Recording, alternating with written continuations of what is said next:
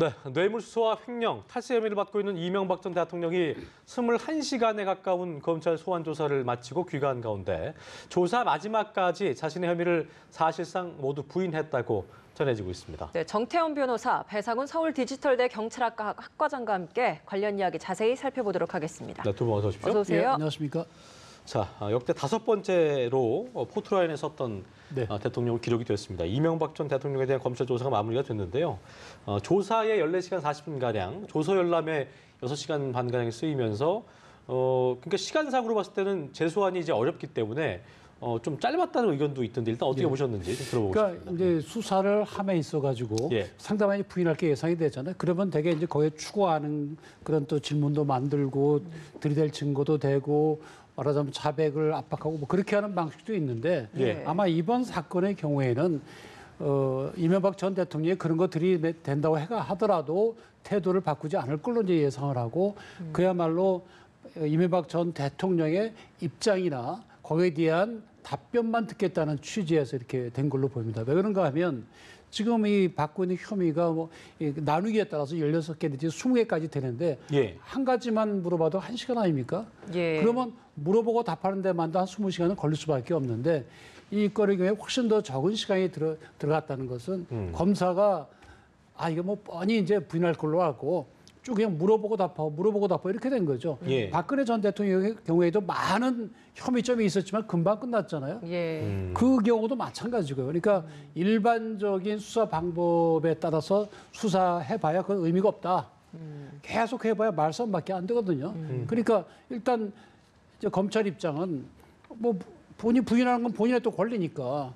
그래서 검찰은 일단 증거를 충분히 확보해 놓고 그것이 물증이건 아니면 참고에 그런 사람들의 진술이건 확보해 놓고 부인하는 이명박 전 대통령의 진술 또 그것이 허위라고 검찰이 추정할 수 있는 증거들 그걸 갖다 내고 법원이 판단하도록 하자. 이런 방침이었던 걸로 이제 예상이 됩니다. 네, 이 6시간 동안 조서를 검토를 했다라고 하는데 조서를 검토를 하면서 일정 부분에 대해서 뭐 이 부분은 내가 진술한 내용과 다르다라고 이야기를 했다고 해요. 근데 보통 이렇게 진술 조서를 검토를 하면 내용과 다르다라고 이야기를 하면 뭐 좀 수정이 됩니까? 당연히 수정을 해야죠. 원래 우리 형사소법 자체에도 문답 하는 거를 조사하는 사람이 작성하는 거 아닙니까? 이게 뭐 희극 연극 대사처럼 그대로 하는 것이 아니고 취지를 정리하는 것이기 때문에 그 과정에 난 이렇게 얘기 안 했다. 그렇게 주장하는 수가 있죠. 그러면 고치죠. 그런데 사실은 실제로 그런 경우도 있고 안 그런 경우는 이거 내가 실수했구나. 아까 그렇게 얘기하면 안 됐는데. 이렇게 되면 내가 그런 취지 아니다. 고쳐달라. 이렇게 하는 경우도 있군요. 있죠. 그런 경우도 있죠. 근데 이 경우에는 이제 영상 녹화되고 있었기 때문에 결국엔 뭐 고쳐달라면 고치고 고친 흔적을 남기죠. 그럼 법원에 가서 얘기할 때는 고치기 전이 게 진짜다. 그렇게 이제 검찰을 주장할 수가 있죠. 왜냐하면 영상이 녹화가 돼 있으니까요. 네, 알겠습니다.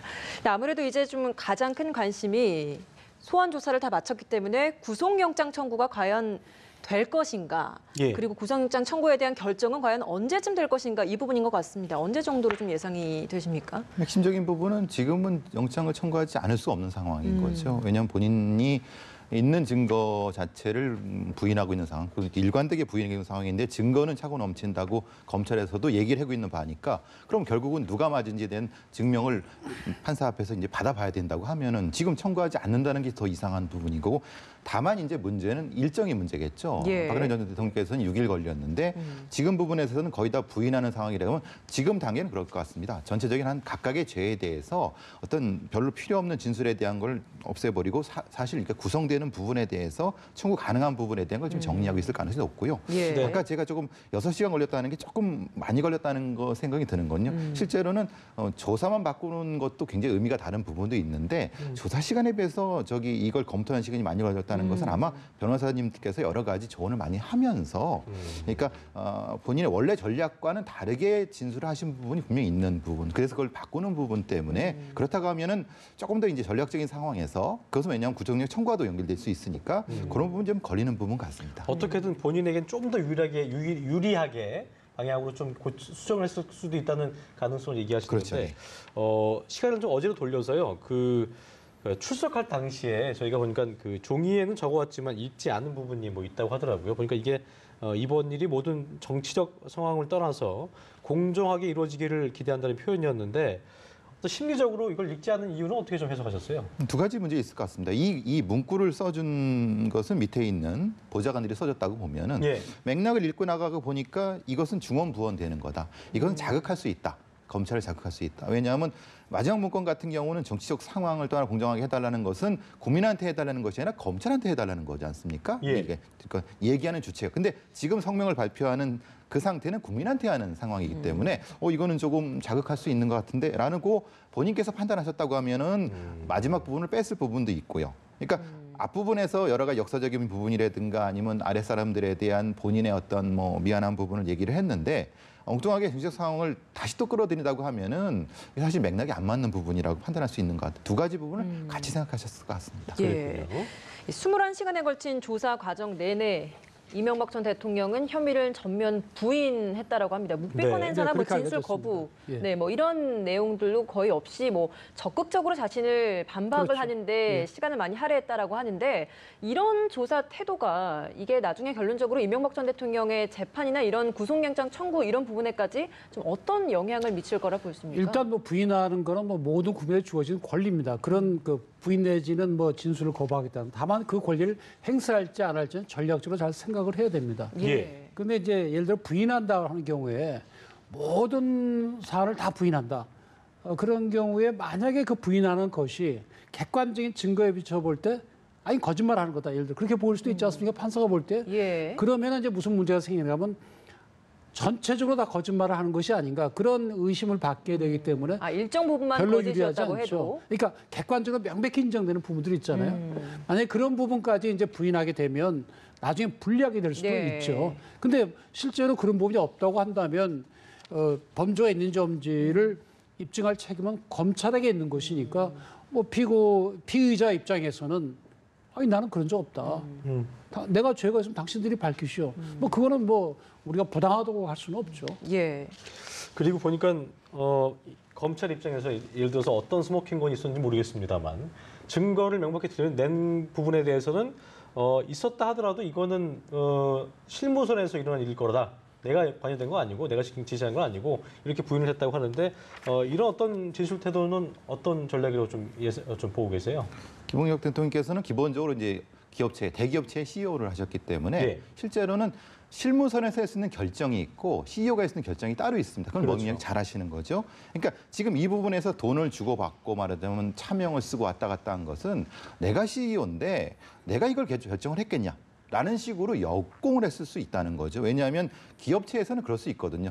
큰 결정은 CEO가 하시지만은 작은 실무적인 결정은 밑에 과부장들이 할 수 있는 상황. 아마 그 부분 때문에 적극적으로 묵비권도 행사할 이유가 없는 거죠. 왜냐하면 자기는 큰 틀만 얘기를 해줬을 뿐이고 다소 뭐 법에 어긋난다 하더라도 밑에 사람이 했다 이런 식으로 진술을 했다고 하면은 이명박 대통령의 진술 태도 자체에서는 합리성이 있는 것 같습니다. 그런 부분에서는. 근데 국민들이 그거를 받아들일 건 또 다른 문제라는 부분이 되는 거죠.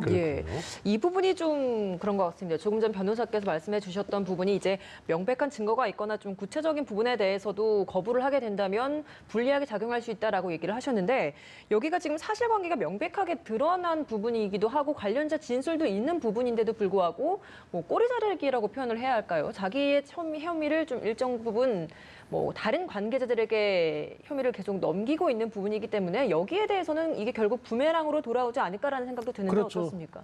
이제 크게 방향이 두 가지입니다. 이명박 전 대통령. 첫째, 다스는 내 것이 아니다. 그러니까 다스와 관련돼서 삼성 비용이라든지 뭐 그다음에 그 다스 관련해서 뭐 횡령이라든지 그런 게 한 100억 넘어 되거든요. 그건 나하고 관계없는 거죠. 기본적으로. 그다음에 또 한 가지는 뭐 국정원에서 돈이 왔다든지 그다음에 각종 뭐 이권을 위해서 뭐 뇌물이 왔다든지 그런 건 나는 모르는 사실이다.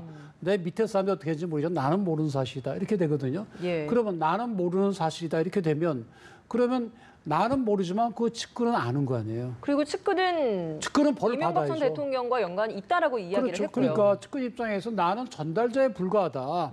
실제로는 이명박 전 대통령에게 이 돈이 간 것이다. 이렇게 주장하는데 이명박 전 대통령 나는 그런 적 없다. 제 혼자 뭐 했다. 이렇게 되면은 결국에는 그 정두원 의원이 얘기를 한 것처럼 이명박 전 대통령과 측근들과의 이제 전투가 될 위험이 점점 높아지는 그러니까 거죠. 이게 참 보니까 조사 과정에서 어떤 그런 이반 현상, 그러니까 예전에 측근이라고 했던 분들이 어떤 뭐 등돌리기라고 할까요? 그러니까 여러 가지 뭐 이유가 있겠습니다만 결과적으로 재판부 입장에서는 여기서는 나는 모르는 일이고 알아서 밑에서 알아서 한 일이고 여기서는 시켜서 한 일이다라고 했을 때 어떻게 판단할 것인가에 대한 부분도 그러니까 직접적인 어떤 대화한 증거가 없다면 판단을 해야 될 정황상 판단을 해야 될 텐데. 그러니까 이제 어떻게 결국 예상해 그런 보실 수 경우에 있어요? 한쪽은 모르는다, 한쪽은 다 보고하고 그 지시했다. 결국 그 이제 누구 말이 맞느냐는 건데 그런 게 반드시 또 뭐 아래 사람 말이 맞는 것도 아니에요. 때로는 야 이거 나 혼자 뭐 완전 벼락맞겠구나 떠는 게 이런 경우들도 종종 있거든요. 예. 현실에서. 그래서 이런 경우에는 그 돈이 처음에 그 올 때의 경위, 그죠? 그 다음에 그 뒤에 돈이 어디로 쓰여졌나. 이제 그런 것들을 종합적으로 보면은 어느 쪽이 거짓말하는지가 이제 재판 과정 내지 수사 과정에서 밝혀질 수밖에 없는 추가적인 거죠. 지적 증거가 좀 필요한 부분이다라고. 그러니까 결국엔 정황 이야기를 증거 해주시는 가지고 우리가 판단할 수밖에 예, 없을 겁니다. 알겠습니다. 예를 들어서 뭐 직접 증거가 없기 때문에. 그렇죠. 근데 그것만도 충분히 판단할 수는 있죠. 둘 중에 한 사람은 거짓말하고 있는 거 아닙니까? 네, 이렇게 측근들이 계속해서 이야기를 증언을 해놓고 있다 보니까 점점 많이 이명박 전 대통령을 등을 지고 있다라는 이야기도 나오고 있습니다. 뭐 조사에서는 뭐 더 이상 이 전 대통령을 위해 살지 않겠다라는 심경도 밝혔다고 하는데 뭐 이런 심경의 변화가 좀 어디에 있었다라고 볼 수 있을까요? 일단 요 얘기는 검찰의 이제 일종의 백브리핑 같은 거 흘린 내용이죠. 왜 흘렸냐 하면 뻔한 거죠. 압박을 하려고 하는 거죠. 당시 그러니까 대통령님의 지금 보좌관급들은 다 이런 식으로 말씀하십니다. 왜냐하면 이제 대통령님한테 다 등을 올렸습니다라고 하면서 압박을 하려고 하는 이런 내용이고 이렇게 얘기했는지 모르겠습니다. 그렇지만 취지는 그런가? 취지는 이미 진술 자체, 김백준 비서관 얘기도 사실은 철저하게 조사해 주십시오라고 하는 부분에서 일종의 압박 전술로서 하는 거고 어쨌든 결과적으로는 진술하는 것 자체는 그 수익의 일부가 사절을 뭐 고친다든가 아니면 이렇게 결국은 어쨌든 이명박 전 대통령 쪽으로 갔기 때문에 이것은 이 진술이 맞고 어쨌든 그 진술을 우리가 받아냈다는 것은 결국은 이 측근들이 이렇게 살지 않겠다고 하지 않았습니까라고 하는 식으로 압박을 하고 있는 거죠. 그렇군요. 근데 이게 그냥 내가 다 죄를 지었습니다. 그 MB하고 관계없습니다. 이렇게 얘기하기는 쉽지 않은 게 이 혐의들이 만약 범죄 혐의 인정이 되면 무기 또는 10년 이상으로 되거든요. 특히 이제 뇌물 같은 1억 이상. 근데 지금 김백준 청와대 총무기획관 같은 경우 4억이란 말이에요. 그쵸. 김희중 청와대 일부 실장도 1억, 장다서로 10억. 그렇게 되고 그다음에 그 다수의 경우에도 그 이영배 사장 같은 경우에는 99억 뭐 횡령 이렇게 되고 또 이병모 소위 무슨 그 청계 재단의 그 사무국장 같은 경우에도 이시영 씨가 하는 회사 다온에 40억 부당하게 지원해주고 배임죄가 되죠. 예, 기본적으로 1억 이상이 넘어가다 보면 뇌물죄 같은 경우에는 뭐 10년 이상에서 그렇죠. 무기징역까지 될 수 있기 때문에 그렇죠. 그런 심경의 변화에 중요한 영향이 있었을 것이다. 그렇죠. 네. 회사 또는 횡령의 경우에도 이득이 50억 이상이면 무기 또는 5년 이상이거든요. 예. 근데 김백준 총무기업 같은 경우에 40년생이에요. 그러니까 지금 79이시죠. 근데 10년형 받으면 언제 나오겠어요? 기본적으로 어제 그 조사 전에 검찰이 뭔가 이명박 전 대통령을 옴짝달싹 할 수 없게 하는 어떤 스모킹 건이 있을 것이라는 뭐 예상도 많이 있었는데 지금 나온 여러 가지 어떤 그런 기사들이라든가 내용들을 봤을 때 그런 것이 또 있었다고 좀 보시는지를 또 궁금한데요. 글쎄 이제 그 이명박 전 대통령이 가서 거기 영포 빌딩에서 발견된 문건 중에서 이시영 씨가 이 말하자면 가업을 승계하는 그런 문건이 있더라고 보여줬더니 그 이 양반이 아이고 준비 많이 하셨네.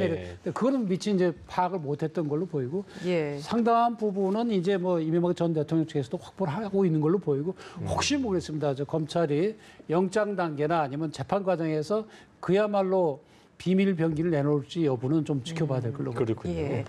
이제 주제를 좀 바꿔보겠습니다. 성폭력 의혹이 제기된 연극 연출가 이윤택 씨. 뭐 이제 이번 주말에 경찰에 소환된다라고 하는데 경찰에서는 어떤 방식으로 좀 조사가 이루어지게 됩니까? 기본적으로 16명의 피해자가 지금 이제 있고 이분들은 해바라기 센터를 통해서 조사가 돼 있습니다. 뭐 고소인 조사죠. 거기서 이제 얘기되는 건 핵심적인 건 저희들 입장으로 행동 지문이라고 하는데요. 이것이 어떤 공간에서 벌어지는 성범죄 같은 경우는 특이한 점이 있습니다. 왜냐하면 그 성범죄를 할 때의 가해자의 특이한 행동이 공간과 연결된 부분이죠. 네. 그럼 그것을 진술을 받아가지고 있고 그것을 가지고 가해자로 지목된 사람들한테 그 부분을 이제 돌려가면서 물어보게 됩니다. 왜냐하면 그 부분을 명확하게 매치가 된다고 하면 이거는 가해자가 흔히 말하는 다른 어떤 직접적 증거가 없다 하더라도 유죄가 인정될 가능성이 높거든요. 그러니까 방식은 그런 방식입니다. 돌려가면서 하지만 실제적으로 피해자한테 받은 진술의 행동 지문을 통해서 구현해내는 것이 이현택 씨 조사의 핵심입니다. 네. 지금 16명이잖아요. 이렇게 되면 그 굉장히 대상이 많기 때문에 처벌을 어떤 수위라든가 그런 형량도 그렇고 만약에 맞는 것으로 확인된다면 이건 어떻게 좀 그러니까 기본적으로 이제 그 과정에서 폭행 때렸다든지 아니면 내 말 안 듣고 너 잘라볼 거야라든지 계속 그렇게 그야말로 협박을 했다고 한다면 그거는 강간되는 강제추행이 되죠.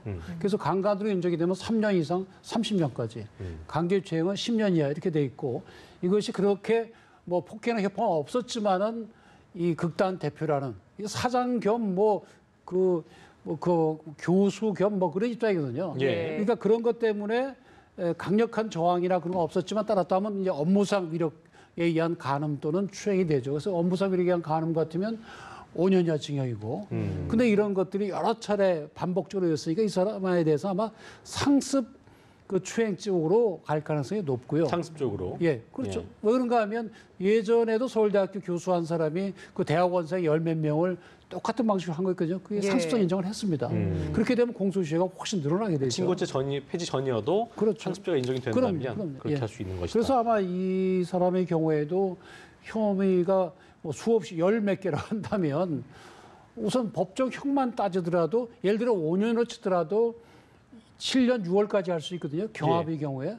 그러면 법적으로 할 수 있는 7년 6월 이하라고 한다면 뭐 재판부에서 7년을 선고할 수도 있고 5년을 선고할 수도 있고 뭐 그런 거라고 봐야죠. 유죄는 불가피할 것이다라고 보고 이게 계신 지금 거. 모르겠습니다. 지금 뭐 언론에 보도된 내용대로 한다면 명백하게 범죄가 성립이 되죠. 뭐 본인이 뭐 아닌 것이 있는지 그건 뭐 두고 봐야 되겠지만. 법리 공방은 버리겠습니다만 어쨌든 언론에 나온 것으로 봤을 때는 그럴 가능성은 높다라고 좀 보시는 매우 거죠? 높습니다. 알겠습니다. 안희정 전 지사 같은 경우에도 이제 어제 성폭행을 당했다고 폭로했던 두 번째 피해자도 고소장을 제출했습니다. 고소장에 좀 어떤 혐의들이 담겨 있습니까? 그러니까 첫 번째 그 폭로를 했었던 분의 패턴과 비슷한 것 같습니다. 그러니까 성폭행이 3번, 그러니까 말하자면 여러 가지, 뭐 최소한 7번 정도라고 하는데요.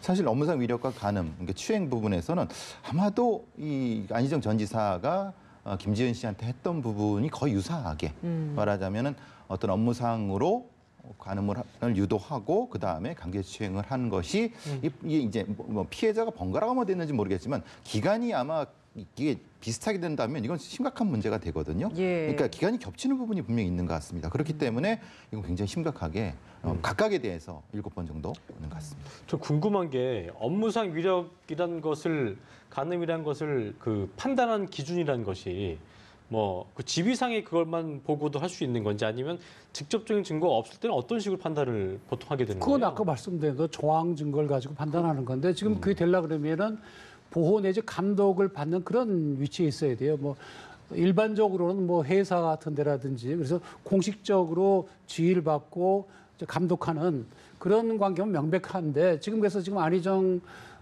전 지사 변호인단 측은 아니 지금 이 두 번째 피해자가 소속된 그 연구 기관은 안희정 지사가 무슨 거기 이사장도 아니고 그리고 뭐 지휘 감독도 하는 게 아니기 때문에 그게 해당되지 않는다 이렇게 지금 뭐 이제 주장을 하고 있는 모양인데 그럼에도 불구하고 사실 뭐 더 좋은 민주주의 연구소는 안희정 지사에게 정책을 제공하고 안희정 지사를 위한 그런 뭐 연구기관이거든요. 그렇죠. 그렇다고 한다면 그 연구기관을 실질적으로 움직이는 사람은 안희정 지사가 아니다. 그렇게 얘기하면 좀 어렵죠. 그리고 또 그 성관계가 또 있었다고 한다면 이것도 참 깝깝한 것이 그럼 어떤 사이인데 성관계를 했냐? 뭐 때려서 했느냐? 그건 아니야 될 거 아닙니까? 그렇죠. 그럼 업무상 위력도 아니다. 그러면 둘이 사랑을 했냐? 그러면 그 부분은 진술이 또 엇갈릴 테고. 그러니까 본인은 이렇게 되면 김지은 씨 때와 마찬가지로 사랑했노라. 그러면 아무 죄도 아니죠. 근데 지금 아까 강압이 한 건 아니었다. 그렇죠. 그러니까 교수님 말씀대로 아니 무슨 김지은 씨하고도 사랑하고 여기도 사랑하고 동네방네 사랑하냐.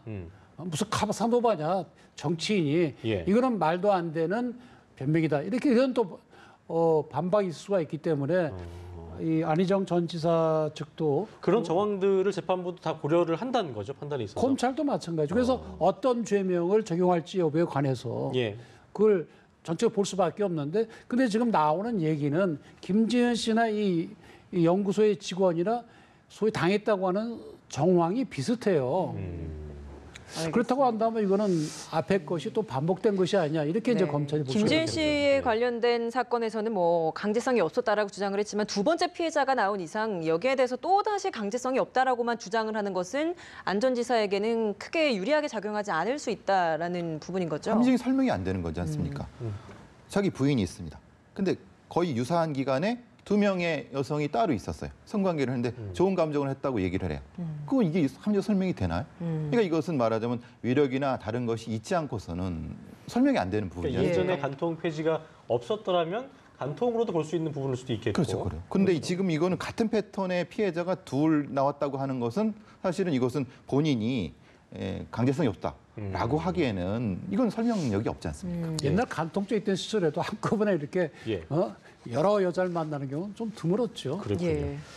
알겠습니다. 시간 관계에서 여기서 마무리 좀 지어야 될 것 같습니다. 정태원 변호사 그리고 배상훈 서울 디지털대 경찰학과 교수와 함께 자세한 이야기 나눠봤습니다. 오늘 말씀 고맙습니다. 고맙습니다.